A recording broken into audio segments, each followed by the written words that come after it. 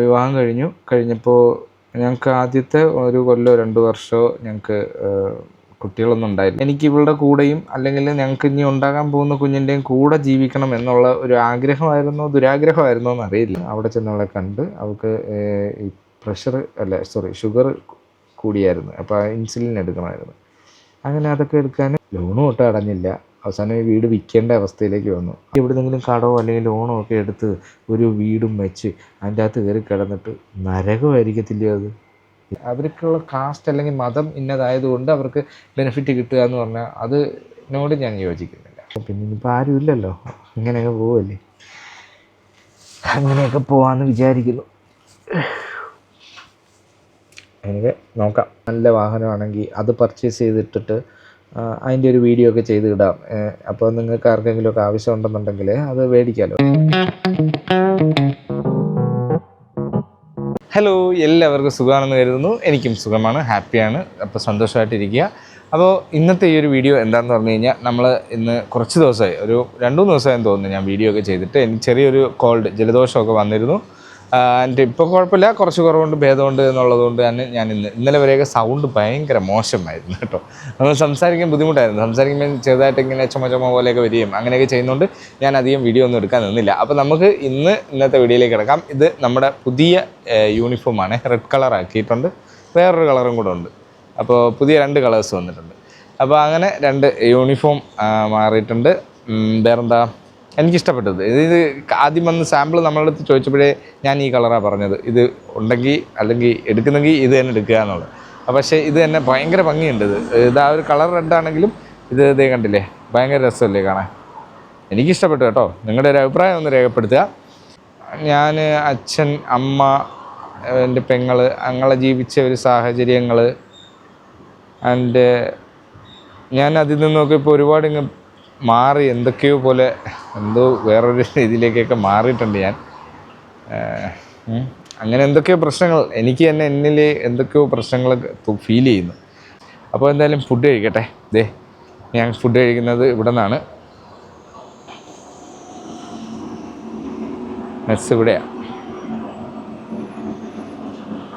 ഇവിടെ അകത്ത് ആളുകളൊക്കെ ഉണ്ട്, അതുകൊണ്ട് ഞാൻ അങ്ങോട്ട് കട്ട് ചെയ്യും. ഞാൻ കയറി ഓഫീസിൽ വന്നു കേട്ടോ. കാര്യം ഇപ്പോൾ സമയം 7:40 കഴിഞ്ഞതേ ഉള്ളൂ. അപ്പോൾ ഇപ്പോൾ ഇവിടെ ആരുമില്ല, ഞാൻ മാത്രമേ ഉള്ളൂ. ഞാൻ ഇന്ന് കഴിച്ചത് ഇഡ്ഡലിയാണ്. ഇഡ്ഡലി, സാമ്പാർ, ചട്നി ഒക്കെ ആയിട്ടാണ് കഴിച്ചത്. പിന്നെ ഈ ഒരു ബോട്ടിലെന്ന് വെച്ചാൽ ഞാൻ ഇവിടെ ഇരിക്കുമ്പോൾ വെള്ളം കുടിക്കാൻ വേണ്ടി എടുത്ത് വെക്കുന്ന ബോട്ടിലാണ്. അപ്പോൾ ഇതിലിപ്പോൾ വെള്ളം ഇല്ല അല്ലേ. ഡെയിലി ഒരു 2 ബോട്ടിലെങ്കിലും മാക്സിമം കുടിക്കാൻ ശ്രമിക്കാറുണ്ട്. പക്ഷേ ഒരു ബോട്ടിലേ തീരാറുള്ളൂ മിക്ക ദിവസങ്ങളിലും. ഇപ്പോൾ രാവിലെ തന്നെ ഒരു ബോട്ടിൽ എടുത്ത് വെച്ചിരുന്നാൽ നമുക്ക് ദാഹിക്കുമ്പോൾ എടുത്ത് കുടിക്കാനായിട്ട് തോന്നും. ദാഹിക്കത്തില്ല. ഇപ്പോൾ ഈ ഒന്ന് വെളിയിലിറങ്ങിയാൽ ചിലപ്പോൾ ദാഹിക്കും. ഈ AC അകത്ത് ഇരിക്കുന്നതുകൊണ്ടായിരിക്കാം ഒരു പക്ഷേ ദാഹം അങ്ങനെ വരുന്നില്ല അധികം. എന്നാലും എങ്ങനെയെങ്കിലും ദാഹിപ്പിച്ച് കുടിക്കേണ്ടിയിരിക്കുന്നു. ഇന്ന് വരെ ഞാൻ എൻ്റെ ജീവിതത്തിൽ ഞാൻ ഒരു വട്ടം ഒരു വസ്തുവും വീടും എല്ലാം കൂടെ ആയിട്ട് വാങ്ങിച്ചിട്ടുണ്ട്. അത് പിന്നെ തുടർന്ന് എനിക്ക് എന്താ പറയുക, ഫോളോ ചെയ്ത് പോകാൻ അല്ലെങ്കിൽ ആ ജോബ് ഞാൻ കണ്ടിന്യൂ ചെയ്ത് പോകാത്തത് കൊണ്ട് തന്നെ ഞാൻ വിദേശത്തായിരുന്നു. 2013 മുതലോ മറ്റോ ആണ് ഞാൻ വിദേശത്ത് ജോലി ചെയ്യാൻ തുടങ്ങുന്നത്. അപ്പോൾ അങ്ങനെ ജോലി ചെയ്തുകൊണ്ട് ഇരുന്നതിൻ്റെ ഇടയ്ക്കാണ് എൻ്റെ വിവാഹം നടന്നതും ഒക്കെ. എൻ്റെ 2016 സംതിങ്ങിലാണ് വിവാഹം നടക്കുന്നത്, 16 സെപ്റ്റംബറിൽ. അങ്ങനെ വിവാഹമൊക്കെ നടന്നു. വിവാഹം കഴിഞ്ഞു. ഐ തിങ്ക് ഒരു 1 കൊല്ലോ 2 കൊല്ലോ ആണ് ഞാൻ പിന്നെ ഇവിടെ വിദേശത്ത് ജോലി ചെയ്തിട്ടുള്ളത്. അതിൻ്റെ 1 കൊല്ലോ 2 കൊല്ലോ എന്ന് ഞാൻ പറയാൻ കാര്യം എന്ന് വെച്ചാൽ, വിവാഹം കഴിഞ്ഞപ്പോൾ ഞങ്ങൾക്ക് ആദ്യത്തെ 1 കൊല്ലോ 2 വർഷമോ ഞങ്ങൾക്ക് കുട്ടികളൊന്നും ഉണ്ടായില്ല. ആദ്യം 1 ആയി, ബട്ട് അത് ഫീറ്റലിന് വളർച്ചയില്ലായിരുന്നു എന്ന് പറഞ്ഞിട്ട് ഹോസ്പിറ്റലുകാർ അങ്ങനെ പറഞ്ഞു. മെഡിസിറ്റിയിലാണ് നോക്കിയത്, കൊല്ലത്ത്. അപ്പോൾ അവിടെ നോക്കിയപ്പോൾ അത് ഫീറ്റൽ വളർച്ചയില്ല. അത് കണ്ടിന്യൂ ചെയ്ത് കഴിഞ്ഞാൽ അത് വൈഫിന് ദോഷം വരും എന്നൊക്കെയാണ് പറഞ്ഞത്. നമുക്ക് അതിൻ്റെ ഡീറ്റെയിൽസ് അറിയില്ല, ഇവർ ഡോക്ടേഴ്സ് പറയുന്നതല്ലേ അറിയും. അപ്പോൾ അങ്ങനെ അത് പറഞ്ഞപ്പോൾ ഞാൻ അന്ന് ഗൾഫിൽ നിൽക്കുക. ഞാൻ നാട്ടിൽ പോയിട്ട് തിരിച്ച് ഗൾഫിൽ വന്ന് നിൽക്കുന്നേ ഉള്ളൂ. അപ്പോൾ ഇങ്ങനെ ഉണ്ടെന്ന് കേട്ടപ്പോൾ ഒരു സന്തോഷമായിരുന്നു. പിന്നെ അത് ഇങ്ങനെ വളർച്ചയില്ല എന്ന് പറഞ്ഞ് ഇങ്ങനെ പറഞ്ഞപ്പോൾ അപ്പോഴും എനിക്ക് സങ്കടമൊന്നും തോന്നിയില്ല. കാരണം അത് മുന്നോട്ട് കൊണ്ടുപോയാൽ അവൾക്ക് തന്നെയാണ് അതിന് ദോഷം ചെയ്യുന്നത് എന്ന് അറിഞ്ഞപ്പോൾ ഞാൻ പറഞ്ഞ് നിനക്കെന്ത് തോന്നുന്നോ അത് ചെയ്, അതെന്താണോ തീരുമാനം നിൻ്റെ. വൈഫിൻ്റെ അടുത്ത് തന്നെ പറഞ്ഞത് വിളിച്ചപ്പോൾ. ഞാൻ പറഞ്ഞു വൈഫിൻ്റെ അടുത്ത് പറഞ്ഞു നിനക്കെന്ത് തോന്നുന്നോ അത് ചെയ്യുക, എന്താണ് ശരിയെന്ന് തോന്നുന്നോ അത് മുമ്പോട്ട് കണ്ടിന്യൂ ചെയ്യുക കേട്ടോ എന്ന് പറഞ്ഞു. അപ്പോൾ അത് അവർ റിമൂവ് ചെയ്യാനായിട്ടുള്ള കാര്യങ്ങൾ ചെയ്തു. അതിന് ശേഷം പുള്ളിക്കാരിയുടെ വീട്ടിലായിരുന്നു കുറേ നാൾ. അതായത് എനിക്ക് തോന്നുന്നു ഒരു പ്രസവം എന്ന പോലെ തന്നെയാണ് ഇതും എന്നൊക്കെ എനിക്ക് അറിയില്ല, അങ്ങനെ പറയാമെന്ന്. അപ്പോൾ അതിനോടനുബന്ധിച്ച് അങ്ങനെ എന്തൊക്കെയോ ട്രീറ്റ്മെൻറ്റ്സ് അങ്ങനെ എന്തോ ഉണ്ടെന്ന് തോന്നുന്നു. അത് എന്തോ എനിക്കറിയില്ല, അങ്ങനെ എന്തോ ഒരു പരിപാടി ഉണ്ട് ഇതിന്. ഇപ്പം പ്രസവം കഴിയുമ്പോഴും ഉണ്ട്. എനിക്ക് വശമില്ല, കാരണം ഞാൻ പറഞ്ഞു തരാം. നിങ്ങൾ വിചാരിക്കും ഇപ്പോൾ ഇത്രയും കാലമായിട്ട് നിങ്ങൾക്ക് അറിയത്തില്ലെങ്കിൽ എന്ന് കരുതിയാൽ അറിയത്തില്ല, അത് തന്നെ കാര്യം ഞാൻ പറയാം. അപ്പോൾ അങ്ങനെ അങ്ങ് കൊണ്ടുപോയതാണ്. അപ്പോൾ ഞാൻ പറയാൻ വന്ന മെയിൻ റീസൺ ഇതൊന്നും അല്ല കേട്ടോ. മെയിൻ കാര്യം എന്ന് വെച്ചാൽ അപ്പോൾ ഇതിൻ്റെ പേരിലാണ് ഇവർ പിന്നെ അതിന് ശേഷം ഞാൻ നാട്ടിൽ ചെന്ന് നിന്നെന്ന് പറഞ്ഞാൽ എനിക്ക് ഇവളുടെ കൂടെയും അല്ലെങ്കിൽ ഞങ്ങൾക്ക് ഇനി ഉണ്ടാകാൻ പോകുന്ന കുഞ്ഞിൻ്റെയും കൂടെ ജീവിക്കണം എന്നുള്ള ഒരു ആഗ്രഹമായിരുന്നോ ദുരാഗ്രഹമായിരുന്നോ എന്നറിയില്ല. എന്തായാലും ഞാൻ അവിടെ നാട്ടിൽ ചെന്ന് നിൽക്കാമെന്ന് കരുതി. അങ്ങനെ ഞാൻ നാട്ടിൽ ചെന്ന് നിന്നു. ഇവിടുത്തെ ജോലിയൊക്കെ കളഞ്ഞിട്ടാണ് ഞാൻ നാട്ടിൽ ചെന്ന് നിന്ന് കുറച്ച് ആയി. അപ്പോഴും ഞാൻ വീടും വസ്തുവൊക്കെ മേടിച്ചിട്ടുണ്ടല്ലോ. ആക്ച്വലി ഈ കാര്യങ്ങളൊന്നും പറയണമെന്ന് കരുതിയതല്ല, പറയാൻ ആഗ്രഹിക്കുന്നുമില്ല സത്യം പറഞ്ഞാൽ. ആരും ബ്ലെയിം ചെയ്യാൻ വേണ്ടിയിട്ടോ അല്ലെങ്കിൽ ആരെയും കുറ്റപ്പെടുത്താൻ വേണ്ടിയിട്ടോ ആരും മോശക്കാരാണ് എന്ന് പറയാനോ അല്ലെങ്കിൽ ഞാൻ നല്ലവനാണ് എന്ന് തെളിയിക്കാനോ ഇങ്ങനെയൊന്നും ഒരു കാര്യത്തിനുമല്ല. അതുകൊണ്ട് അത് വിട്ടേക്ക്. ഞാൻ പറയാൻ വന്ന മാറ്ററിലേക്ക് വരാം. അപ്പോൾ ഞാൻ ഇതിനിടയ്ക്ക് വെച്ചിട്ട് വിത്ത് എല്ലാവരുടെയും പ്രഷറും കാര്യങ്ങളും ഒക്കെ കൊണ്ട് ഞാനൊരു വീടും വസ്തുവൊക്കെ മേടിച്ചിട്ടുണ്ടായിരുന്നു. അത് ലോണാണ്, ഏകദേശം 30 ലക്ഷം രൂപയുടെ ലോണാണ്. അതിൽ നമുക്ക് വീട് വാങ്ങാൻ വേണ്ടിയിട്ട് ആദ്യം ഒരു 7 ലക്ഷം രൂപയോളം ചിലവാകുകയും ചെയ്തു. കാരണം അന്ന് എന്ന് പറഞ്ഞാൽ നമ്മുടെ ഈ നോട്ട് നിരോധനം നടന്ന സമയം അതിന് ശേഷമുള്ള ഒരു സമയമാണ്. അപ്പോൾ ഈ ലീഗലി എല്ലാ കാര്യങ്ങളും പക്ക ലീഗലായിരിക്കണമായിരുന്നു. അതായത് ഒരു വസ്തു മേടിക്കുമ്പോൾ അതിൻ്റെ ഫുൾ പേപ്പറും ക്ലിയർ ആയിരിക്കണം. നമ്മൾ ആധാരം എഴുതത്തില്ലേ അങ്ങനെ. അപ്പോൾ അതിന് കറക്റ്റ് പേയ്മെൻ്റ് എല്ലാം കൊടുത്തേ പറ്റൂ. അതിൽ തട്ടിപ്പും വെട്ടിപ്പും ഒന്നും നടക്കില്ല. പണ്ടൊക്കെ എന്ന് പറഞ്ഞാൽ പൈസ കുറച്ച് വെച്ചിട്ട് വീട് എഴുതി അങ്ങനെയൊക്കെ കാണിക്കുന്ന സെറ്റപ്പ് ഉണ്ടായിരുന്നല്ലോ. അപ്പോൾ അങ്ങനെയൊന്നും പറ്റാത്തൊരവസ്ഥയിലേക്ക് ആയതുകൊണ്ട് തന്നെ നമുക്ക് ആദ്യമേ ആ ഒരു വസ്തു വാങ്ങാൻ വേണ്ടി നല്ലൊരു എമൗണ്ട് ചിലവായി. 6-7 ലക്ഷം രൂപയോളം ലോൺ സാങ്ഷൻ, അങ്ങനെ എന്തൊക്കെയോ കുറേ പേപ്പർ വർക്കും കാര്യങ്ങളൊക്കെ ഉണ്ടായിരുന്നതാണ്. അങ്ങനെ കുറേ ചിലവായി. അതെല്ലാം കഴിഞ്ഞ് എന്തുമായാലും അത് മേടിച്ചു. അപ്പോൾ ഈ 30 ലക്ഷം ഫിനാൻസാണ് എടുത്തേക്കുന്നത്. മന്ത്ലി 30,000 ആണ് അതിന് അടവ് 15 വർഷത്തേക്ക്. അങ്ങനെ അതെടുത്തു. അപ്പോൾ എടുക്കുന്നതിന് മുമ്പ് ഞാൻ പറഞ്ഞായിരുന്നു, ഞാൻ വർക്ക് ചെയ്യുന്നത് ഒരു പ്രൈവറ്റ് സ്ഥാപനത്തിലാണ്. എൻ്റെ കാരണത്താലോ അതല്ലെങ്കിൽ അവരുടേതായ കാരണങ്ങളാലോ നമ്മളെ എപ്പോഴെങ്കിലും ഇത് പെട്ടെന്ന് പറഞ്ഞു വിടുകയോ അല്ലെങ്കിൽ ജോലി ഇല്ല എന്ന് പറയുകയോ ചെയ്തു കഴിഞ്ഞാൽ പിന്നെ തൊട്ടടുത്ത മാസം തൊട്ട് ഈ ഒരു എമൗണ്ട് അടയ്ക്കാനുള്ള വരുമാനം സ്രോതസ്സ് എൻ്റെ കയ്യിലില്ല. അതുമല്ല എൻ്റെ കയ്യിൽ അന്നും ബാക്കപ്പ് ഒന്നുമില്ല, അങ്ങനെ പൈസ അങ്ങനെ സേവ് ചെയ്തിട്ടൊന്നുമില്ല, അങ്ങനെ ഒരു സംഗതി ഇല്ലായിരുന്നു. ഇതൊക്കെ എൻ്റെ ഫോൾട്ടാണ് കേട്ടോ. അപ്പോൾ അങ്ങനെ ഇരിക്കവേ എന്തായാലും വീടിൻ്റെ കാര്യങ്ങൾ, എന്നിട്ടും വീട്ടുകാരുടെ ഒരേ നിർബന്ധം, ഈ ലോകത്തെല്ലാവരും ഇങ്ങനെ തന്നെ മേടിക്കുന്നത്, അല്ല നമ്മൾ അങ്ങനെ ചിന്തിക്കേണ്ട, അതൊക്കെ അങ്ങ് അടഞ്ഞു പോകും. ഓക്കെ ഫൈൻ, ജോലിയൊക്കെ സേഫാണെങ്കിൽ ഓക്കെയാണ്. പിന്നെ എൻ്റെ അഹങ്കാരത്തിൻ്റെ പുറത്ത് ഞാൻ പറഞ്ഞല്ലോ, ഭാര്യയ്ക്ക് പിന്നെ ഞങ്ങൾക്കൊരു മോളോ മോനോ ഉണ്ടായാൽ അവരുടെ കൂടെ നിൽക്കണം എന്നുള്ള അതിയായ മോഹം കാരണം ഞാൻ ഇവിടുത്തെ ജോലിയൊക്കെ ഉപേക്ഷിച്ച് നാട്ടിൽ പോയി അവരുടെ കൂടെ നിൽക്കാമെന്നും പറഞ്ഞ് നിന്ന്. നാട്ടിലെന്തെങ്കിലും ഒരു ചെറിയ ബിസിനസ് നോക്കാം, അല്ലെങ്കിൽ ഒരു ജോലി നോക്കാം. ജോലി പറ്റത്തില്ല, ഒരു ബിസിനസ് എന്തെങ്കിലും ചെയ്തേ പറ്റും. കാരണം മിനിമം 30,000 രൂപ ലോൺ അടയ്ക്കണം. പിന്നെ ബാലൻസ് ഉള്ള പൈസ ഉണ്ടെങ്കിലാണ് നമുക്ക് ചിലവിനെടുക്കാൻ പറ്റും. അങ്ങനെ വന്നപ്പോൾ ഞാനൊരു സ്വന്തമായിട്ടൊരു സ്ഥാപനം തുടങ്ങാമെന്ന് തുടങ്ങി. അതിലേക്കൊരു 5 ലക്ഷം രൂപയുടെ മുദ്രാ ലോൺ എടുത്തിട്ട് അന്ന് ഞാൻ ഈ മുദ്രാ ലോൺ എടുക്കുന്ന സമയത്ത് അവിടെ ചന്ദനത്തോപ്പ് എന്ന് പറയുന്നൊരു സ്ഥലത്താണ് ഞാൻ ഷോപ്പ് ഇട്ടേക്കുന്നത്. അപ്പോൾ ആ ഒരു വരിയിലുള്ള ഒട്ടുമിക്ക കടക്കാരും ഈ ഒരു മുദ്രാ ലോൺ എടുത്തിട്ടുണ്ട്. അങ്ങനെ ഞാനും എടുത്തു. അപ്പോൾ 5 ലക്ഷം രൂപ എനിക്ക് കിട്ടി. അതുകൊണ്ട് ഞാൻ സാധനങ്ങളൊക്കെ പർച്ചേസ് ചെയ്തു. ഡൽഹിയിലൊക്കെ പോയി സാധനങ്ങളൊക്കെ പർച്ചേസ് ചെയ്ത് കൊണ്ടുവന്ന് വെച്ചു. പക്ഷേ അവിടെ എനിക്കൊരബദ്ധം പറ്റി. നമ്മൾ എടുത്തിയാട്ടം എന്ന് പറയത്തില്ലയോ, ആ ഒരു സാധനമാണ് എനിക്ക് പറ്റിയത്. കാര്യം ഞാൻ കരുതിയത്, എൻ്റെ മനസ്സിൽ കുറച്ച് സാധനങ്ങളുണ്ട്. ഞാൻ ദുബായിലാണ് വർക്ക് ചെയ്തത്. ദുബായിൽ വർക്ക് ചെയ്ത രീതി അനുസരിച്ചിട്ടാണ് നാട്ടിലെന്ന് നമ്മൾ കരുതി. അത് തെറ്റാണ്. പിന്നെ 2 മാർക്കറ്റ് ചെയ്തിട്ടില്ല. ഒരു കുഞ്ഞുങ്ങൾക്ക് അറിയത്തില്ല. എനിക്കും എൻ്റെ വീട്ടുകാർക്കും അറിയും ഞാനൊരു കട തുടങ്ങിയ കാര്യം. അപ്പോൾ അങ്ങനെയൊക്കെ ആയപ്പോൾ ഈ പർച്ചേസ് ചെയ്ത് കൊണ്ടുവന്ന സാധനങ്ങളും അവിടെ അങ്ങനെ മാർക്കറ്റിൽ പോകുന്ന സാധനങ്ങളല്ലായിരുന്നായിരിക്കാം. പിന്നെ അതല്ലെങ്കിൽ ഞാൻ മാർക്കറ്റ് ചെയ്യാത്തതുകൊണ്ടും അല്ലെങ്കിൽ അത് ഒരു കുഞ്ഞുങ്ങളെ ഇത് അറിയിക്കാത്തതുകൊണ്ടും അല്ലെങ്കിൽ അറിയപ്പെടാത്തത് കൊണ്ടും ഈ സാധനങ്ങൾ ഇങ്ങനെ ഇരുന്ന് എനിക്കാകെ തലപ്പേര്. കാരണം നമ്മൾ മുദ്ര ലോണ് ബാലൻസ് തിരിച്ചടയ്ക്കണ്ടേ, ലോൺ എടുത്തേക്കുന്ന പൈസ അടയ്ക്കണം തിരിച്ച്, അതുപോലെ നമ്മുടെ ചിലവുകൾ നടക്കണം. കാര്യങ്ങളങ്ങനെ അത്ര നന്നായിട്ട് നടക്കുന്നില്ല. ആകെ ടെൻഷനൊക്കെ അടിച്ച് നടക്കുന്നു. ആ സമയത്ത് വൈഫ് പ്രഗ്നൻ്റായി. അങ്ങനെ അവളാണെങ്കിൽ എൻ്റെ വീട്ടിൽ നിൽക്കുന്നില്ല. അതായത് നമ്മൾ മേടിച്ച വീട്ടിൽ നിന്നില്ല, അവരുടെ വീട്ടിലാണ് നിൽക്കുന്നത്. അങ്ങനെ ഞാനപ്പോൾ എല്ലാ ദിവസവും ഈ ബിസിനസ് ചെയ്യുന്നിടത്തുനിന്ന് ആ ഷോപ്പിൽ നിന്ന് നേരെ വൈകിട്ട് അവളെ വീട്ടിൽ വന്ന് അവളെ കണ്ട് അതൊക്കെ സംസാരിച്ചൊക്കെ ഇരുന്നിട്ട് കുറച്ച് കഴിഞ്ഞിട്ട് ഞാൻ നമ്മളെ മേടിച്ച വീട്ടിലേക്ക് പോകും. തിരിച്ച് വീണ്ടും രാവിലെ ആകുമ്പം ഫുഡൊക്കെ കഴിച്ചിട്ട് ഞാൻ നേരെ അവളെ വീട്ടിൽ ചെന്ന് അവിടെ ചെന്ന് അവളെ കണ്ട് അവൾക്ക് ഈ ഷുഗർ കൂടിയായിരുന്നു. അപ്പോൾ ഇൻസുലിൻ എടുക്കണമായിരുന്നു. അങ്ങനെ അതൊക്കെ എടുക്കാനും പിന്നെ അവർക്കുള്ള ഫ്രൂട്ട്സും കാര്യങ്ങളൊക്കെ കൊണ്ട് ചെല്ലാനും ഒക്കെ ആയിട്ട് ഇങ്ങനെ രാവിലെ പോവും. വൈകിട്ട് വീണ്ടും തിരിച്ച് വരും, അവിടെ കയറും, വീണ്ടും തിരിച്ചങ്ങ് പോവും. അങ്ങനെ പൊയ്ക്കൊണ്ടേയിരുന്നു. ആഴ്ചയിൽ ട്രിവാൻഡ്രം SIT ആണ് അവളെ നോക്കുന്നത്. അപ്പോൾ അവിടെ ചെക്കപ്പിന് പോകണമായിരുന്നു. ആഴ്ചയിൽ ഞങ്ങൾ അവിടെ ചെക്കപ്പിന് പോവും. അങ്ങനെയൊക്കെ പോയിക്കൊണ്ടിരുന്നേ. ഇതെല്ലാം കഴിഞ്ഞ് എന്താ പറയുക, ഞാൻ പറഞ്ഞില്ലേ ബിസിനസ്സിൻ്റെ കാര്യം, അത് നമ്മളെടുത്തൊരു തീരുമാനം തെറ്റായിപ്പോയി. അങ്ങനെ അതങ്ങ് ഫ്ലോപ്പായി എന്ന് വേണം പറയാൻ. അതിൽ മനസ്സിലായില്ലേ.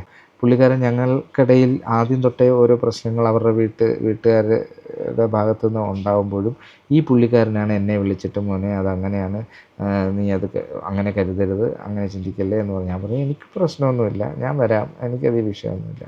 പുള്ളി വിളിക്കുമ്പോഴേ ഞാൻ ചെല്ലും. അപ്പോഴേ തന്നെ പുള്ളിക്കാരി എൻ്റെ കൂടെ വരും.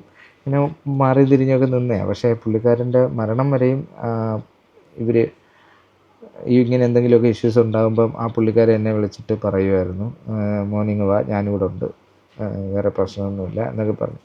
പക്ഷെ എന്തായാലും പുള്ളിയുടെ മരണത്തിന് ശേഷം ആ ഒരു ഇതില്ല. പോട്ടെ, അതായത് കുഴപ്പമില്ല. അതെന്തെങ്കിലും ആവട്ടെ, അത് വിഷയമല്ല. ഇതൊക്കെ ചാപ്റ്റർ കഴിഞ്ഞ കാര്യമാണ്. അത് വിട്, നമ്മുടെ ലൈഫിൻ്റെ കേസ് വിട്, അത് പ്രശ്നമല്ല. അതൊട്ടും പ്രശ്നമില്ലാതിരിക്കുകയാണ്. കാരണം ഞാനത് വിട്ടു ഇത്രയായിട്ട്. ഇനിയിപ്പോൾ അത് നമ്മൾ ശരിയല്ല, നമ്മളാരും ബുദ്ധിമുട്ടിക്കുന്നത് ശരിയല്ല അല്ലേ. എന്ത് ചെയ്യാനാ, ഇവർ പിന്നീട് ആ വീട്ടിലേക്ക് അവർ താമസിക്കാൻ വരാതിരിക്കുകയും ചെയ്തു. എനിക്ക് അതിൻ്റെ ലോണ് പ്രോപ്പറായിട്ട് അടച്ചു പോകാനും പറ്റിയില്ല. കാരണം ഇവരുടെ കൂടെ നിൽക്കണമെന്നും പറഞ്ഞിട്ട് ഞാൻ ഗൾഫിലെ ജോലിയും കളഞ്ഞിട്ടല്ലേ വന്നത്. അങ്ങനെ അവരെപ്പോഴത്തേക്ക് അവരുടെ വഴിക്കും പോയി. ലോണും ഒട്ടും അടഞ്ഞില്ല. അവസാനം ഈ വീട് വിൽക്കേണ്ട അവസ്ഥയിലേക്ക് വന്നു. അങ്ങനെ വീട് വിൽക്കുമ്പോൾ പറ്റിയൊരു വലിയ പ്രശ്നം, വസ്തുവിനും കാര്യത്തിനൊക്കെ വില വീണ്ടും കുറഞ്ഞായിരുന്നു ആ ഒരു സമയത്ത്. കാര്യം ഈ അതായത് നമ്മുടെ ഈ നോട്ട് നിരോധനം നടക്കുന്ന സമയത്ത് വരെയും വസ്തുവിനൊക്കെ നല്ല വിലയിൽ നിന്നതാണ്. അത് കഴിഞ്ഞപ്പോൾ ഈ കള്ളപ്പരിപാടികളൊക്കെ നിന്നപ്പോഴത്തേക്കും വസ്തുവിൻ്റെയൊക്കെ വില ഒന്ന് കുറഞ്ഞു. അങ്ങനെ കുറഞ്ഞപ്പോൾ അതൊരു പണിയായി. ഞങ്ങൾക്ക് മേടിച്ച വില കിട്ടിയില്ല. ഞങ്ങൾ മേടിച്ച വില പിന്നെ കിട്ടാത്തതുകൊണ്ടും പിന്നെ ഞാൻ ലോൺ തിരിച്ചടയ്ക്കേണ്ട തുക അത്രയും എനിക്ക് കിട്ടിയില്ല. ഒരു 3 ലക്ഷം രൂപയും കൂടെ കയ്യിൽ നിന്നിട്ട് ലോൺ ക്ലോസ് ചെയ്യേണ്ട അവസ്ഥയായിരുന്നു. കാരണം വസ്തു വിൽക്കുമ്പോൾ വസ്തു മേടിക്കുന്ന ആൾ തരുന്ന എമൗണ്ട് പ്ലസ് 3 ലക്ഷം രൂപയും കൂടെ കയ്യിൽ നിന്നിട്ടാലേ നമുക്ക് ലോൺ ക്ലോസ് ചെയ്യാൻ പറ്റൂ. അങ്ങനത്തെ അവസ്ഥയായിരുന്നു. പിന്നെ അത് എൻ്റെ ചേച്ചി തന്നെ എനിക്ക് ആ ഒരു എമൗണ്ട് ചേച്ചിയുടെ എന്തോ സ്കൂളിൽ പഠിപ്പിക്കുന്നുണ്ട്, അതിൻ്റെ കെയറിൽ ലോണായിട്ട് എടുത്ത് തന്നു 3 ലക്ഷം. അത് ഞാൻ അടച്ച് തീർത്തു. ബട്ട് ആ ഒരു എമൗണ്ട് എടുത്ത് തന്നു. ആ ഒരു എമൗണ്ടാണ് വെച്ച് ഞാൻ ആ വീട് അന്ന് വിറ്റ് അത് ഒഴിവാക്കി. അത് പോയി. നമുക്കൊന്നും കിട്ടിയിട്ടില്ല അത് കേട്ടോ. എല്ലാ കാര്യങ്ങളും ഞാൻ പറഞ്ഞു വരാനുള്ള റീസൺ എന്താണെന്ന് വെച്ച് കഴിഞ്ഞാൽ, ഞാൻ പറഞ്ഞില്ലേ ഞാനൊരു വസ്തുവും വീടും മേടിച്ചു എന്ന്. അപ്പോൾ ഇപ്പം നിലവിൽ അച്ഛൻ അമ്മ അവരൊക്കെ നമുക്ക് ഒരു വസ്തുവോ വീടോ ഹാൻഡ് ഓവർ ചെയ്തിട്ടുണ്ട് എങ്കിൽ മക്കൾക്ക്, ആ മക്കൾ ഞാൻ പറയുന്നത് ഭാഗ്യം ചെയ്തവരാണ്. എന്ന് വെച്ചിട്ട് ഇത് തരാത്തവർ മോശമൊന്നല്ല കേട്ടോ. ഞാൻ എൻ്റെ അച്ഛനോ എൻ്റെ അമ്മയോ എനിക്ക് അത് തന്നില്ല എന്ന് വെച്ചാൽ അവരെ കുറ്റപ്പെടുത്തുമല്ല. കാരണം അവർ ഞങ്ങളോട് ചോദിച്ചിട്ടാണ് എല്ലാ കാര്യങ്ങളും ഞങ്ങളുടെ ജീവിതത്തിൽ ചെയ്തിട്ടുള്ളത്. അപ്പോൾ ഞങ്ങൾക്ക് ഇതെല്ലാം ഒരുപാടുണ്ടായിരുന്നതാണ്. അപ്പോൾ പല സാഹചര്യങ്ങളിലായിട്ട് അതൊക്കെ നഷ്ടപ്പെട്ടു എന്നുള്ളതേ ഉള്ളൂ. ആ സമയത്തൊക്കെ ഞങ്ങളുടെ അടുത്ത് ചോദിച്ചിട്ടുള്ളതാണ്, ഇത് മെയിൻറ്റെയിൻ ചെയ്ത് നിങ്ങൾക്ക് പോകാൻ പറ്റുന്നുണ്ടെങ്കിൽ ഇത് നിങ്ങൾക്ക് എടുക്കാവുന്നതാണ്. പക്ഷേ അത് ഞാൻ തന്നെയാണ്, എനിക്ക് അതിൻ്റെ ആവശ്യമില്ല, ഞാൻ തന്നെ ചെയ്തോളാം എന്നൊക്കെ അന്ന് പറഞ്ഞ് എടുത്തത്. പക്ഷേ അന്ന് പറയുമ്പോൾ നമുക്ക് അന്നത്തെ വിലയും കാര്യങ്ങളുമൊക്കെ അങ്ങനെയൊക്കെ ആയിരുന്നല്ലോ വസ്തുവിനൊക്കെ. അത്രയൊക്കെ ഉള്ളൂ, ചെറിയ വിലയൊക്കെ ഉള്ളൂ.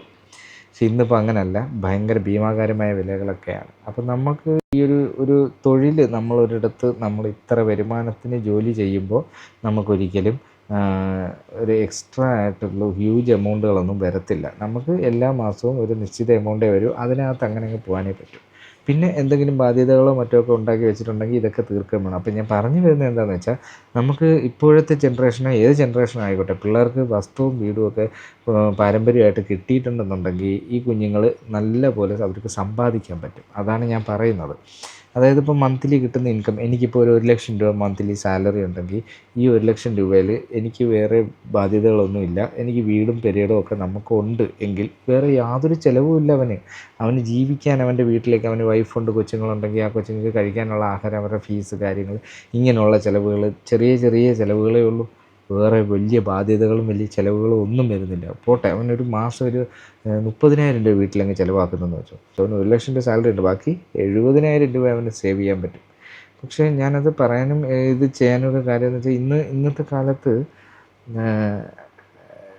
എനിക്കറിയില്ല എത്ര പേർക്ക് ഇതൊക്കെ റിലേറ്റ് ചെയ്യാൻ പറ്റുമെന്ന്. ഇപ്പോൾ എൻ്റെ ഒരു അവസ്ഥ അങ്ങനെയാണ്. ഇപ്പം ഞാനിപ്പോൾ ചിന്തിക്കുന്നുണ്ട്, എനിക്കൊരു വസ്തു വേണം, ഒരു വീട് വേണം, അത് ഉണ്ട്, അത് കിട്ടിക്കഴിഞ്ഞാൽ പിന്നെ വേറെ പ്രശ്നങ്ങളില്ലല്ലോ എന്നൊക്കെ മനസ്സിലുണ്ട്. പക്ഷെ അത് കഴിയുമ്പോൾ അടുത്ത പ്രശ്നങ്ങൾ വരും, അത് വേറെ കാര്യം. എന്നാലും അങ്ങനെ ഉണ്ട്. ഇപ്പോൾ എനിക്കൊരു വസ്തു, ഒരു വീട് വാങ്ങണം എന്ന് കരുതിയാലും അത് ഏതെങ്കിലും കുറച്ച് ഉള്ളിലോട്ടൊക്കെ നോക്കാൻ പറ്റും. കാരണം കുറച്ച് ടൗണ് നോക്കാമെന്ന് വിചാരിച്ചാൽ ഇപ്പം 5,00,000, 6,00,000, 8,00,000 ഒക്കെയാണ് സെൻറ്റിന് ചോദിക്കുന്നത്. സോ നമുക്കതൊന്നും ഒരിക്കലും പറ്റത്തില്ല. 8,00,000 അല്ലെങ്കിൽ 1,00,000 മുകളിലേക്കെന്ന് പറഞ്ഞാൽ തന്നെ ഞാനത് അട്ടർ ഫ്ലോപ്പാണെന്നേ പറയത്തുള്ളൂ. ഒരു വസ്തുവൊക്കെ എന്തിനാ അത്, ഇതെന്തുവാ, എത്ര കാലം ഇനിയിപ്പോൾ എന്നെ സംബന്ധിച്ച് ഞാനിപ്പോൾ ഒറ്റപ്പെട്ട് കിടക്കുകയാണ്. അപ്പം ഞാനങ്ങനെയുള്ള സ്ഥിതിക്ക് ഞാനിപ്പോൾ ഈ ലക്ഷങ്ങളും കോടികളും മുടക്കിയിട്ട്, അത് ഇല്ലാത്തവൻ മുടക്കുമ്പോഴാണ് ഞാനീ പറയുന്നത്. ഉള്ളവൻ മുടക്കുമ്പോൾ അത് പ്രശ്നമല്ല, അവനത് മുടക്കാം, അവൻ്റെ കയ്യിലുണ്ട്. ഇപ്പം എന്നെ സംബന്ധിച്ചെന്ന് പറഞ്ഞാൽ എൻ്റെ കയ്യിൽ അങ്ങനെയില്ല. അപ്പം ഞാനതിന് ഇത്രയും വലിയ ഫണ്ട് കൊണ്ടുചെന്ന്, അല്ലെങ്കിൽ എവിടെന്നെങ്കിലും കടമോ അല്ലെങ്കിൽ ലോണോ ഒക്കെ എടുത്ത് ഒരു വീടും വെച്ച് അതിൻ്റെ അകത്ത് കയറി കിടന്നിട്ട് നരകമായിരിക്കത്തില്ലയോ അത്? എനിക്കങ്ങനെയാണ് ഫീൽ ചെയ്യുന്നത്. അതൊരു നരകമായിരിക്കത്തേ ഉള്ളൂ. കാരണം എല്ലാ മാസവും 1-ാം തീയതി ആകുമ്പോൾ എൻ്റെ കയ്യും കാലും വിറയ്ക്കും. കാരണം ഇതിന് പേയ്മെൻറ്റുകൾ അടയ്ക്കണ്ടേ പലയിടത്തായിട്ട്. അത് വരുന്നുണ്ടെങ്കിലും അത് മൊത്തം അടയ്ക്കുകയാണ്. നമ്മൾ ബാങ്കിന് വേണ്ടി പിന്നെ പണിയെടുക്കും മരണം വരെ. കാരണം 15 വർഷത്തേക്കൊക്കെ ആയിരിക്കുമല്ലോ ലോണ് മിനിമം എടുക്കുന്നത്, നല്ലൊരു തുകയാകുമ്പോൾ. അങ്ങനെ എടുക്കുകയാണെന്നുണ്ടെങ്കിൽ 15 കൊല്ലം, എനിക്കറിയില്ല. ഇനിയിപ്പോൾ അറിയത്തില്ല, മനുഷ്യൻ്റെ കാര്യമാണ്, നമുക്കറിയത്തില്ല നാളെ കാണുമെന്ന് പോലും, അത് വേറെ കാര്യം. എന്നാലും ഞാനൊരിക്കലും പറയുന്നില്ല കേട്ടോ, വലിയ എമൗണ്ടൊന്നും ഈ വസ്തുവിനും വീടിനുമൊക്കെ വേണ്ടിയിട്ട് വേസ്റ്റ് ചെയ്യുന്നത്. വളരെ ആഡംബരം കാണിക്കാൻ വേണ്ടിയിട്ടാണ് ഈ വീടും കുന്തമൊക്കെ വെക്കുന്നത്. വലിയ വീടും വലിയ ഇതുമൊക്കെ, അതൊക്കെ ഒരു ആഡംബരമാണ്. നമ്മുടെ കാണുന്നവർക്ക് നമുക്ക് ഇപ്പം നമുക്ക് ഇല്ലായ്മയാണ്. അതായത് ഇല്ലായ്മയെന്ന് പറഞ്ഞാൽ നമുക്ക് അത്ര ഫണ്ട് എടുത്ത് മുടക്കാനില്ലെങ്കിൽ നമ്മളൊരിക്കലും അതൊരു ബാധ്യതയിലേക്ക് പോകാൻ നിൽക്കേണ്ട. ഉള്ള പൈസയിൽ ഉള്ളതുപോലെ പോവുക എന്നതാണ് ഞാനിപ്പോൾ തീരുമാനിച്ചിരിക്കുന്നത്. ഇനിയിപ്പോൾ എന്തുമായാലും ഒരു വീട് വെച്ചാലോ അല്ലെങ്കിൽ ഒരു സ്ഥലം മേടിച്ചാലോ അല്ലെങ്കിൽ ഒരു വണ്ടി മേടിച്ചാലോ എല്ലാം കടം ആക്കി മേടിക്കാൻ ഞാൻ ആഗ്രഹിക്കുന്നില്ല. എൻ്റെ ആഗ്രഹം ഒരു 2 കൊല്ലം പെൻഡിങ്ങിലേക്ക് വെച്ചാൽ 1 രൂപ കടമില്ലാതെ, ഒരു തെണ്ടിക്കും ഞാൻ അധികം പൈസ കൊടുക്കാതെ എനിക്ക് ഈ സാധനം മേടിക്കാൻ പറ്റും. ഒരു 2 കൊല്ലം ഗ്യാപ്പ് മതി. അപ്പോൾ ആ ഒരു 2 കൊല്ലം കിട്ടുന്ന സമ്പാദിക്കുന്ന പൈസ കൊണ്ട് അതിൽ ഒക്കുന്ന രീതിയിലുള്ള ഒരു ചെറിയ വീടും, ഒരു ചെറിയ ഇച്ചിരി ഉള്ളിലോട്ടാണെങ്കിലും ഒരു ചെറിയ വസ്തുവും മേടിച്ച് അങ്ങനെ ചെയ്യാമെന്ന് കരുതിയാണ് ഇപ്പോൾ ഇരിക്കുന്നത്. അപ്പോൾ ഇതൊക്കെ ഞാൻ നിങ്ങളോട് പറയുന്നത് വേറൊന്നുമല്ല. എല്ലാവരും പോയി ലോൺ എടുത്തും ഒക്കെ ഒരുപാട് കിടന്ന് പെടുന്നുണ്ട്. ലോൺ എടുക്കാൻ ഭയങ്കര രസമാണ്. ഇത് അടച്ചുകൊണ്ടിരിക്കുമ്പോഴാണ് ഇതിൻ്റെ ഒരു പ്രയാസം. നമുക്ക് അതിൻ്റെ ഇടയ്ക്ക് വേറൊരു ബുദ്ധിമുട്ട് വരുമ്പോഴാണ് അത് അതിലേറെ പ്രയാസമാകുന്നത്. സോ ഞാൻ ഒരിക്കലും ആരെയും റെക്കമെൻഡ് ചെയ്യത്തില്ല ലോണോ അല്ലെങ്കിൽ ക്രെഡിറ്റ് കാർഡോ അല്ലെങ്കിൽ അങ്ങനെയുള്ള ഒരു സാധനങ്ങളും എടുക്കാനായിട്ട് ഞാൻ പറയത്തുമില്ല. എൻ്റെ യാതൊരു രീതിയിലുള്ള പരസ്യം എനിക്കങ്ങനെ വന്നാലും ഞാനത് ചെയ്യത്തില്ല. പിന്നെ ഞാൻ അറിയാത്ത പരസ്യങ്ങളാണ് യൂട്യൂബ് ഇടുന്നത്. അതെൻ്റെ പെർമിഷനോട് കൂടിയാണ് പരസ്യം ആദ്യം വരുന്നത്. ബട്ട് എന്ത് പരസ്യം എന്നുള്ളത് നമ്മുടെ പെർമിഷനല്ല. അപ്പോൾ അതിലങ്ങനെയൊക്കെ വരുന്നുണ്ടെങ്കിൽ പോലും നിങ്ങളതൊന്നും സ്വീകരിക്കാനോ ഏറ്റെടുക്കാനോ ഒന്നും നിൽക്കരുത്. ഇതൊക്കെ തന്നെ പറയുള്ളൂ. പിന്നെ എങ്ങനെയായാലും എല്ലാവരും മാക്സിമം നല്ല രീതിയിൽ പൈസ സേവ് ചെയ്യുക എന്നുള്ളതാണ്. നമുക്കെപ്പോഴും എല്ലാ ആവശ്യങ്ങൾക്കും പൈസ വേണം. പിന്നെ ഇപ്പോൾ എല്ലാം അങ്ങ് ഇൻഷുറൻസായി മാറിയില്ലയോ. അച്ഛൻ ഇൻഷുറൻസ്, അമ്മയ്ക്ക് ഇൻഷുറൻസ്, പ്രായമായ ഒരു വീട്ടിലുണ്ടോ, നിങ്ങൾ ഇൻഷുറൻസ് എടുക്കുമോ, അല്ലെങ്കിൽ നിങ്ങൾ ജീവിച്ചിരുന്നിട്ട് കാര്യമില്ല. എന്തൊക്കെ പ്രശ്നങ്ങളാണ് ഇൻഷുറൻസ് വെച്ചിട്ട്. അതും ഒരു തരം തട്ടിപ്പ് തന്നെയാണ്. സത്യം പറഞ്ഞാൽ നമ്മുടെ നാട്ടിലൊക്കെ ഹോസ്പിറ്റൽ കാര്യങ്ങളിലൊക്കെ ഒരു നല്ല നിയമങ്ങൾ കൊണ്ടുവരണം. സ്കൂളും ഹോസ്പിറ്റലും, ഈ രണ്ട് സാധനങ്ങൾക്ക് ഒരു കൺട്രോൾ വരുത്തണം. ഒരു കൺട്രോൾ ഇല്ലാതെ അഴിച്ചു വിട്ടിരിക്കുന്ന രണ്ട് സാധനങ്ങളായിരുന്നു ഹോസ്പിറ്റൽ ആൻഡ് സ്കൂൾ. പ്രൈവറ്റ് ഹോസ്പിറ്റലുകളിൽ എന്തൊക്കെയോ ചെയ്യാൻ പറ്റും, അല്ലെങ്കിൽ അവർക്ക് എന്തും ചെയ്യാൻ പറ്റും എന്നാണെന്നുണ്ടെങ്കിൽ ഗവൺമെൻറ് ഹോസ്പിറ്റലിൽ അത് ചെയ്യാൻ പറ്റണം. അതിന് തത്തുല്യമായി ഗവൺമെൻറ്റിന് ചെയ്യാൻ പറ്റാത്ത എന്താ എനിക്കത് മനസ്സിലാവുന്നില്ല. ചെയ്യണം. ഇനി അഥവാ പറ്റുന്നുണ്ടെങ്കിൽ ഓക്കെയാണ് കേട്ടോ. എനിക്കറിയത്തില്ല. ഗവൺമെൻറ് സ്ഥാപനങ്ങളിൽ ഇതെല്ലാം നടക്കണം. അത് ചെറിയ തോതിൽ, ചെറിയ എമൗണ്ടുകളിലും കാര്യങ്ങളിലും ഒക്കെ. അത് ഈ പാവപ്പെട്ട BPL അല്ലെങ്കിൽ അതിൽ കുറേ ഇത് വെച്ചിട്ടുണ്ട്, ക്രൈറ്റീരിയാസ് വെച്ചിട്ടുണ്ട്. ഇന്ന ജാതിക്കാർക്ക് അല്ലെങ്കിൽ ഇന്ന മതക്കാർക്ക് അല്ലെങ്കിൽ അങ്ങനെ കൊടുത്തേക്കുന്നത് ഏറ്റവും വലിയ തെറ്റാണെന്നാണ് എൻ്റെ ഒരു അഭിപ്രായം. ഞാൻ എൻ്റെ കാസ്റ്റ് വെച്ച് നോക്കുകയാണെന്നുണ്ടെങ്കിൽ ഞാനൊരു പാവപ്പെട്ടവനാണെന്നേ എന്ന് വെച്ചിട്ട് അങ്ങേയറ്റം പാവപ്പെട്ടവനെന്നല്ല ഞാൻ പറയുന്നത്. എനിക്കൊരു ജോലിയുണ്ട്, വരുമാനമുണ്ട് എന്നുള്ളതേ ഉള്ളൂ. വീടോ കാര്യങ്ങളോ ഒന്നും ആയിട്ടില്ല. അതൊക്കെ നമുക്ക് ചിലപ്പോൾ ഈ ജോലിയിൽ നിന്നും ആക്കാം. ഇതുപോലെ തന്നെ എല്ലാവർക്കും ജോലിയുണ്ട്, ഇതുണ്ട്, മറ്റേതുണ്ട്, മറിച്ചുണ്ട്. പക്ഷേ അവർക്കുള്ള കാസ്റ്റ് അല്ലെങ്കിൽ മതം ഇന്നതായതുകൊണ്ട് അവർക്ക് ബെനിഫിറ്റ് കിട്ടുക എന്ന് പറഞ്ഞാൽ അതിനോട് ഞാൻ യോജിക്കുന്നില്ല. അങ്ങനെ എന്തിനാ? അതിൻ്റെ ആവശ്യമില്ല. എല്ലാവരും ഒരേ കണ്ണിലൂടെ കാണും. എന്നിട്ട് ആവശ്യക്കാരനെ അത് എത്തിക്കുക. ആവശ്യക്കാരനെ എത്തിക്കണമെന്നൊന്നുമില്ല, ഒന്നും തന്നില്ലെങ്കിലും പ്രശ്നമില്ല. പക്ഷേ അവന് ഈ ഹോസ്പിറ്റൽ കേസ് അല്ലെങ്കിൽ സ്കൂള് ഇതിലൊക്കെ ഒരു എന്താ പറയുക, ഒരേപോലെ ഒരേ കണ്ണിലൂടെ എല്ലാവരെയും അങ്ങ് കണ്ടാൽ മതി എല്ലാവരും. അപ്പോൾ എല്ലാവർക്കും ഒരേപോലെ ഒരേ തുക, ഒരേ റേറ്റ്. ആ റേറ്റ് എന്ന് പറയുന്നത് അപ്പോൾ ഒരു പരിമിതിയും വെക്കണം. ഒരുമാതിരി വലിച്ചു പോലെയുള്ള റേറ്റൊന്നും ആക്കരുത്. അതിനൊക്കെ ഒരു ലിമിറ്റേഷൻ വെക്കണം ഈ എല്ലാ തുകകൾക്കും, എല്ലാ ചികിത്സകൾക്കും. അപ്പോൾ ഈ ഇൻഷുറൻസ് കമ്പനികൾ വളരത്തില്ല. അപ്പോൾ ഈ ഇൻഷുറൻസ് കമ്പനികൾ ഇങ്ങനെ വളർന്ന് നമ്മൾ ഇൻഷുറൻസിന് മാത്രം പ്രീമിയം, അത് മാത്രമായിട്ട് എത്ര രൂപയാണ് ഓരോ മനുഷ്യനും അടയ്ക്കുന്നത്. ഇപ്പോൾ ഞാൻ ഓഫീസിലാണ് ഇരിക്കുന്നത്. ഇന്നിപ്പോൾ വർക്ക് കുറച്ച് കുറവാണ്. ഇപ്പോൾ സ്കൂൾ വെക്കേഷനാണ് ഇവിടെ കേട്ടോ. അതുകൊണ്ട് വർക്ക് കുറച്ച് കുറവായതുകൊണ്ട് കുറച്ച് ഫ്രീ ആയിട്ടുള്ള ടൈം അവൈലബിൾ ആണ്. ഇന്നിപ്പോൾ എനിക്ക് 2 ഡിവൈസേ വന്നുള്ളൂ. അത് കോട്ട് ചെയ്ത് കഴിഞ്ഞു. അപ്പം അങ്ങനെ ഇരിക്കുന്നു. ഇനിയിപ്പോൾ വരുമായിരിക്കാം ചിലപ്പോൾ കേട്ടോ. കൊറിയറൊക്കെ വരാറുണ്ട് ഡിവൈസ്. അപ്പം അങ്ങനെയൊക്കെ വരും. സോ ഞാൻ അതുകൊണ്ടാണ് ഇങ്ങനെ കുറച്ച് കാര്യങ്ങൾ പറയാമെന്ന് കരുതി. ഇതൊക്കെ പറയേണ്ട കാര്യമുണ്ടോ, നിങ്ങൾക്കിത് എത്ര കണ്ട് റിലേറ്റഡ് ആവും, അല്ലെങ്കിൽ ഇത് നിങ്ങൾക്ക് എന്താ പറയുക ബുദ്ധിമുട്ട് തോന്നുമെന്നോ എനിക്കറിയില്ല. എനിവേ എനിക്ക് പറയണമെന്ന് തോന്നി, അതുകൊണ്ട് ഞാൻ പറഞ്ഞു. ഇന്ന് രാവിലെ കഴിച്ചത് ഇഡ്ഡലി ആയിരുന്നതുകൊണ്ടായിരിക്കാം. ഇപ്പം ഇതേ സമയം 11:30 ആയതേ ഉള്ളൂ. 11:30 ആയപ്പോഴേ വെച്ചേക്കുന്നത്. ഇഡ്ഡലി കഴിച്ചാൽ ഉള്ളൊരു പ്രശ്നം ഇതാ. എന്താ റീസൺ എന്ന് വെച്ചാൽ 3 ഇഡ്ഡലിയാണ് നമുക്ക് മെസ്സിൽ 3 ഇഡ്ഡലിയാണ് തരുന്നത്. 3 കൂടുതൽ വേണമെങ്കിൽ നമ്മൾ പിന്നെ പേയ്മെൻറ്റ് കൊടുക്കണം വേറെ.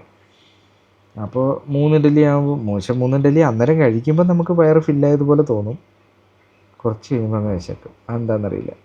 പക്ഷെ അതെനിക്ക് വേറെ ഫുഡ് കഴിക്കുമ്പോഴൊന്നും അങ്ങനെ തോന്നിയിട്ടില്ല, അധികം തോന്നിയിട്ടില്ല. അത് പൊതുവേ എനിക്കൊരു ഇച്ചിരി വിശപ്പുണ്ട്, അതിൻ്റെ കുഴപ്പമായിരിക്കാം. എനിവേ ഹാപ്പിയായിട്ട് ഇങ്ങനെ പോകുന്നു. എന്താ പറയുക, നിങ്ങളും എല്ലാവരും ഹാപ്പിയാണെന്ന് കരുതുന്നു. ഞാനും ഹാപ്പിയായിട്ടിരിക്കുന്നു. ഇന്ന് വരെ ഹാപ്പിയാണ്. നമുക്ക് നാളത്തെ കാര്യം ഒന്നും ഗസ് ചെയ്യാൻ പറ്റുന്നില്ലല്ലോ. സന്തോഷമായിട്ടൊക്കെ തന്നെ ആയിരിക്കുന്നു ഇനി അങ്ങോട്ട് മുമ്പോട്ട് പോകുന്നത്. അപ്പോൾ എന്തായാലും പിന്നെ ഞാൻ കുറേയധികം വ്ളോഗുകൾ ഇപ്പം കാണാറുണ്ട് കേട്ടോ. കാരണം നമ്മളിങ്ങനെ വർക്ക് ചെയ്തുകൊണ്ടിരിക്കുമ്പോഴായാലും ഞാൻ ചെറിയതായിട്ട് ലാപ്പിലിങ്ങനെ പ്ലേ ചെയ്തിട്ടേക്കും. അപ്പോൾ അതിങ്ങനെ അവർ പറയുന്നതൊക്കെ ഇങ്ങനെ കേട്ടുകൊണ്ടിരിക്കും. അങ്ങനെ കേൾക്കുമ്പോൾ എനിക്കൊരു ഭയങ്കരമായിട്ട് ആഗ്രഹമുണ്ട്, അങ്ങനെയൊക്കെ പോകണം, വ്ളോഗുകൾ എടുക്കണം.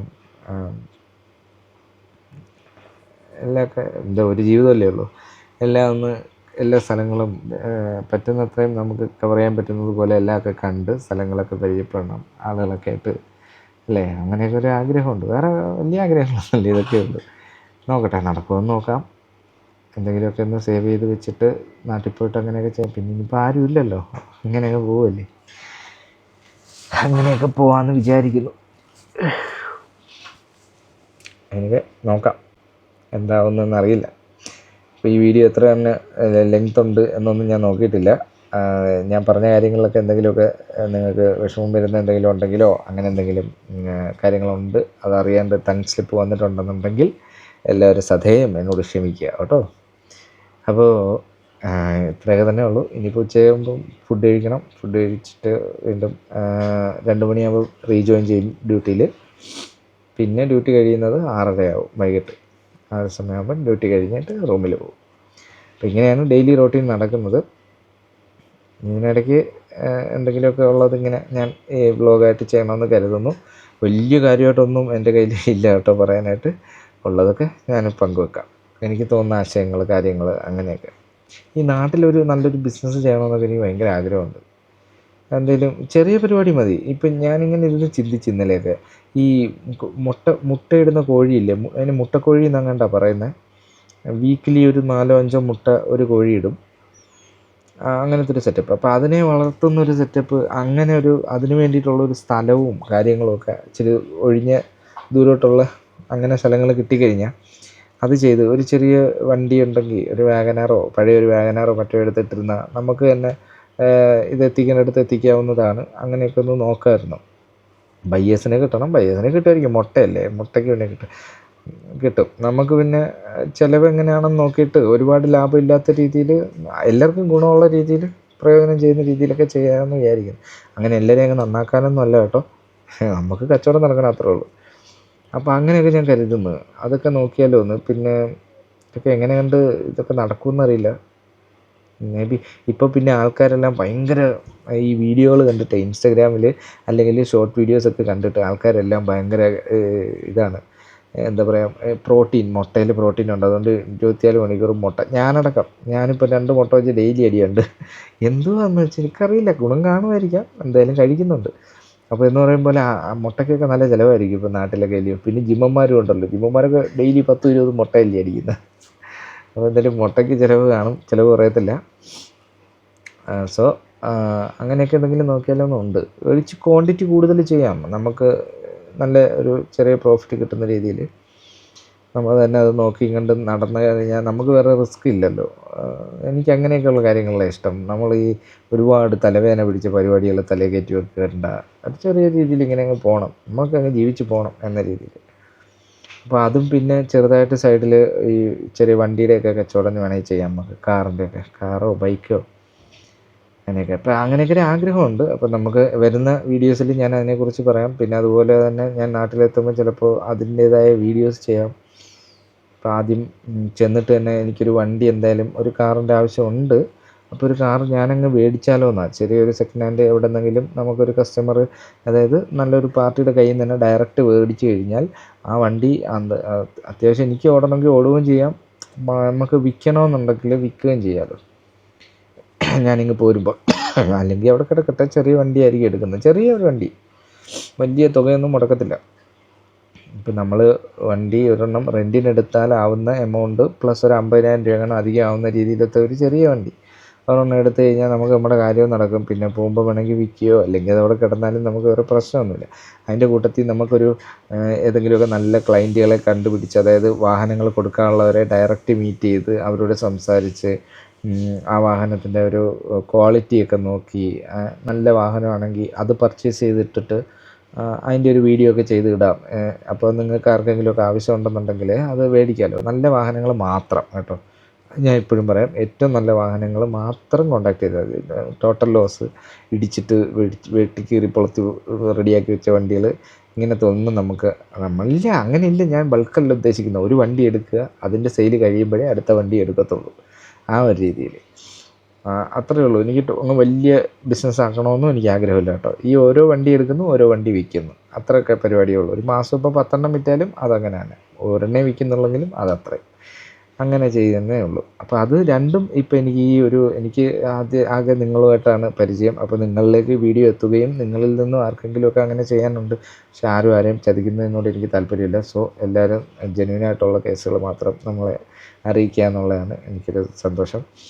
എൻ്റെ ഇൻസ്റ്റഗ്രാമിൽ DM, അതായത് മെസ്സേജായിട്ട് ഡയറക്റ്റ് മെസ്സേജ് അയച്ചാൽ ഒന്ന് അറിയാൻ പറ്റും. ആർക്കെങ്കിലും വാഹനം കൊടുക്കാനുണ്ടെന്നുണ്ടെങ്കിൽ ഒന്ന് അറിയിക്കുക.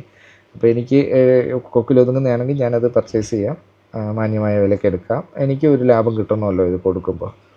അപ്പോൾ എൻ്റെ കയ്യിൽ നിന്ന് പിന്നെ എപ്പോഴെങ്കിലുമൊക്കെ പോകത്തുള്ളൂ എന്നുള്ള ഒരു കാര്യമുണ്ട്. അപ്പോൾ എൻ്റെ പൈസ അത്രയും ഡമ്പാണ് അവിടെ. അപ്പോൾ അതുകൊണ്ട് അതിനകത്തൊരു ലാഭവും ഒരു 10,000 അല്ലെങ്കിൽ 15,000 രൂപ നമുക്കൊരു വണ്ടിപ്പുറത്ത് ലാഭം കിട്ടണം. മന്ത്ലി ഒരു 2-3 വണ്ടിയെങ്കിലും വിറ്റ് കഴിഞ്ഞാൽ നമ്മുടെ കാര്യങ്ങൾ മുമ്പോട്ട് നടന്നു പോകും. അത്രേ ഞാൻ ഉദ്ദേശിക്കുന്നുള്ളൂ. ആ ഒരു എമൗണ്ട് കിട്ടുന്ന രീതിയിൽ ചെയ്യുക. അതിപ്പോൾ നമ്മുടെ കയ്യിൽ നിന്ന് വാഹനം എടുക്കുന്നവരാണെങ്കിലും ഞാൻ പറയും ഇന്ന വിലയ്ക്കാണ് എടുത്തത്, എന്തെങ്കിലും വർക്ക് ചെയ്തിട്ടുണ്ടെങ്കിൽ അത് ആ വർക്കിൻ്റെ പൈസ ഇത്ര, അത് കഴിഞ്ഞിട്ട് എൻ്റെ പ്രോഫിറ്റ് ഇത് നിങ്ങളെടുത്തോ. എനിക്കത് പറയുന്നതിന് പ്രശ്നമൊന്നുമില്ല കേട്ടോ. അതുകൊണ്ട് വലിയ ഭീമമായ ലാഭമൊന്നും ഞാൻ പ്രതീക്ഷിക്കുന്നില്ല. അല്ലേ 50,000 1,00,000 ഒന്നും ഒരു വണ്ടിയിൽ ഞാൻ പ്രതീക്ഷിക്കുന്നില്ല എന്തായാലും.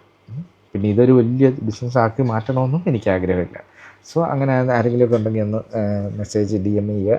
നമുക്ക് പറ്റുന്ന രീതിയിലുള്ള വണ്ടികളൊക്കെ എടുത്തിട്ട് അങ്ങനെ ചെയ്യാം. മുമ്പോട്ട് പോകാൻ ജീവിക്കണം എന്നുള്ളതേ ഉള്ളൂ. നാട്ടിൽ തന്നെ നിൽക്കാനൊരു മോഹം, അതിമോഹം. അതുകൊണ്ട് ഇങ്ങനെയൊക്കെ ചിന്തിക്കുന്നു. പിന്നെ കുറച്ച് ഈ ഡ്രസ്സിൻ്റെയൊക്കെ കളക്ഷൻസ് നല്ലത് കിട്ടുന്നെങ്കിൽ അതൊക്കെ എടുത്ത് വീഡിയോസ് ചെയ്ത് എൻക്വയറി അനുസരിച്ച് പർച്ചേസ് ചെയ്ത് കൊടുക്കുക. മറ്റേ കൊറിയർ സർവീസ് വഴിയൊക്കെ അയക്കാമല്ലോ. അങ്ങനെ അല്ലെങ്കിൽ എന്തെങ്കിലുമൊക്കെ ഈ ഗാഡ്ജറ്റുകൾ, ചെറിയ ചെറിയ ഗാഡ്ജറ്റ്സ് നല്ലത്, അങ്ങനെയൊക്കെ കുറേ പ്ലാൻസ് ഉണ്ട്. പക്ഷേ ഇതൊക്കെ ഒന്ന് ചെയ്ത് നോക്കണം, ട്രൈ ചെയ്ത് നമ്മൾ നോക്കണമല്ലോ, എങ്കിലല്ലേ പറ്റൂ. അത് മുമ്പോട്ട് ജീവിക്കുക എന്നുള്ളത് മാത്രം, നാട്ടിൽ തന്നെ നിൽക്കുക, മുമ്പോട്ട് പോവുക എന്നുള്ളത് ആഗ്രഹിച്ച് ഇതൊക്കെ ചെയ്യാമെന്ന് വിചാരിക്കുന്നു. അപ്പോൾ നിങ്ങളുടെയൊക്കെ സപ്പോർട്ട് ഉണ്ടാകുമെന്നും കരുതുന്നു. എന്തായാലും നമ്മൾ ശ്രമിച്ചു നോക്കും. ഞാൻ നോക്കട്ടെ, നടക്കുന്നെങ്കിൽ ആ സൈഡിൽ കൂടെ ഒക്കെ നടന്നു പോട്ടെ. അപ്പോൾ ഇങ്ങനെ ഡെയിലി കണ്ടിന്യൂസ് നമുക്ക് വീഡിയോസും ഡെയിലി വീഡിയോസ് ചെയ്യുന്ന രീതിയിലേക്ക് എനിക്ക് എത്തണമെന്നുണ്ട്. അതിലേക്ക് എത്താൻ വേണ്ടി ഞാൻ ശ്രമിക്കും. മേ ബി അത് എത്തുമെന്ന് ഞാൻ കരുതുന്നു. എന്തായാലും ഞാൻ നാട്ടിൽ വരുമ്പം പിന്നെ കണ്ടിന്യൂസ് ചെയ്യാവുന്ന രീതിയിലുള്ള കാര്യങ്ങൾ നോക്കും, മാക്സിമം നോക്കും. ഇവിടുത്തെ പരിമിതികൾ വെച്ചിട്ട് അതും ചെയ്യും. അപ്പോൾ എന്തായാലും ഇത്രയൊക്കെ തന്നെയുള്ളൂ. ഇത് ഒരുപാടായെന്ന് എനിക്ക് തോന്നുന്നു കേട്ടോ. ലെങ്ത് ആദ്യം കുറഞ്ഞെന്ന് തോന്നി, ഇപ്പോൾ അത് കൂടിയെന്ന് തോന്നുന്നു. സോ എന്തായാലും ഞാനതിൽ മാക്സിമം കട്ട് ചെയ്തൊക്കെ എടുക്കാം. എന്നിട്ട് വലിയ ബുദ്ധിമുട്ടില്ലാതെ നിങ്ങൾക്ക് കാണുന്ന രീതിയിലേക്ക് ആക്കി ഞാൻ പബ്ലിഷ് ചെയ്യാം. അപ്പോൾ എന്തായാലും അടുത്തൊരു വീഡിയോയിൽ അടുത്തൊരു ദിവസം നമുക്ക് കാണാം. See you and take care. By.